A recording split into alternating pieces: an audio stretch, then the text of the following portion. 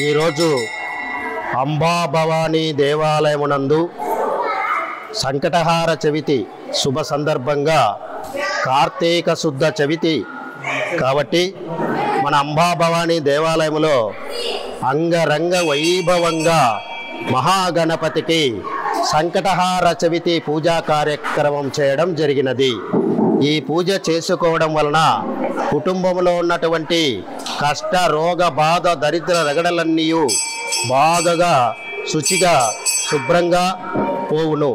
అంతేకాకుండా ఈ మహాగణపతికి షోడశోపచార పూజ, అష్టోత్తర శతనామవళి పూజ, తర్వాత పంచామృత అభిషేకము ఇవన్నీ కూడా చేసుకోవడం వలన సంకటహార చవితి మహాగణపతి తృప్తి చెంది మన కుటుంబంలో ఉన్నటువంటి అన్ని సమస్యలు కూడా తీరుట తథ్యం. కాబట్టి ఈ సంకటహార చవితిని దయచేసి భక్తులందరూ కూడా ప్రతి నెల సంకటహార చవితి పూజను చేసుకుంటే కుటుంబాలు చాలా వృద్ధి చెందుతాయి, జయాలు విజయాలు ఆరోగ్యాలు కలుగుతాయి. కాబట్టి ప్రతి నెల ఈ యొక్క చవితికి సంకటహార చవితి పూజ చేసుకొని జన్మను ధన్యం చేసుకుందురని చెప్పి దేవస్థానం తరపున, దేవస్థానం పెద్దల తరపున, వీధిలో ఉన్నటువంటి ప్రతి భక్తుల తరపున మీకు విషయాలన్నీ తెలియపరుస్తున్నాం. కాబట్టి భక్తాగ్రేశ్వరులారా, మనది మానవ జన్మ కాబట్టి ఈ మానవ జన్మకు మహాగణపతిని ఎంత సంకటహార చవితి పూజా వ్రతం చేసుకుంటే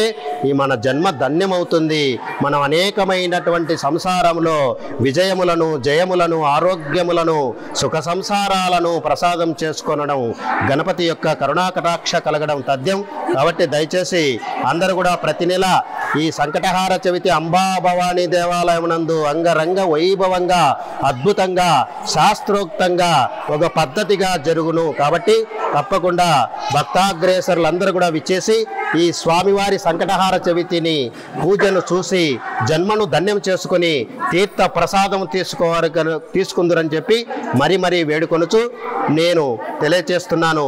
అలాగే దేవస్థానం తరపున కమిటీ ధర్మకర్తలు, ఆ పెద్దలు, వీధిలో ఉన్నటువంటి ప్రతి వారు కూడా ఈ కార్యక్రమానికి రావాలా భక్తులని చెప్పి తెలియజేస్తున్నారు.